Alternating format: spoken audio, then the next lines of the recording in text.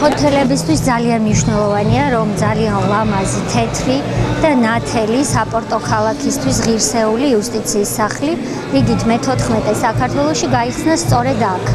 ხვალიდან უკვე ფოთელებს შეეძლებათ მიიღონ 300-ზე მეტი სერვისი სახელმწიფოსგან ამ ერთ ადგილას და რაც ძალიან მნიშვნელოვანია და მიხარია, არის ის, რომ ჩვენ მთლიანად გავაკეთეთ და ლამაზი ქორწინების დარბაზი ვაჩვენეთ ფოთელებს და იმედია, რომ ძალიან ბევრი ფოთური ძლიერი ოჯახი შეიქმნება ამ ქორწინების დარბაზში.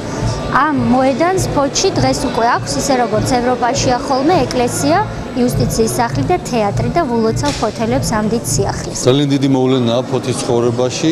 ეს არის ქალაქი, რომელიც მარადიულად არის აღბეჭდილი ძალიან დიდი ადამიანების სახელი და უპირველესი ბუნებრივი ნიკო ნიკოლაძეა, რომელმაც ამ ქალაქს ჩაუყარა საფუძველი და ეს იუსტიციის სახლი იქნება კიდევ ერთი მშვენება ამ მართლა მშვენიერი ქალაქის.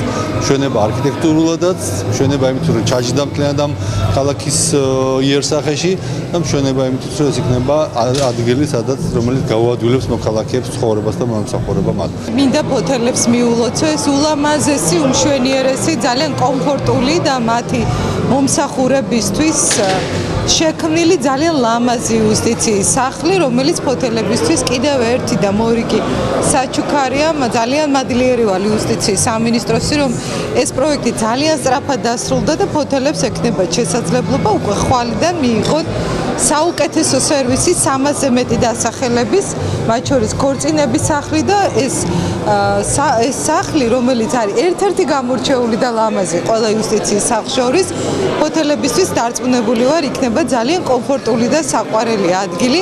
მე ძალიან მიხარია და ბედნიერი ვარ, რომ ეს შესაძლებლობა ამ არაჩვეულებრივ ქალაქშიც გაჩნდა.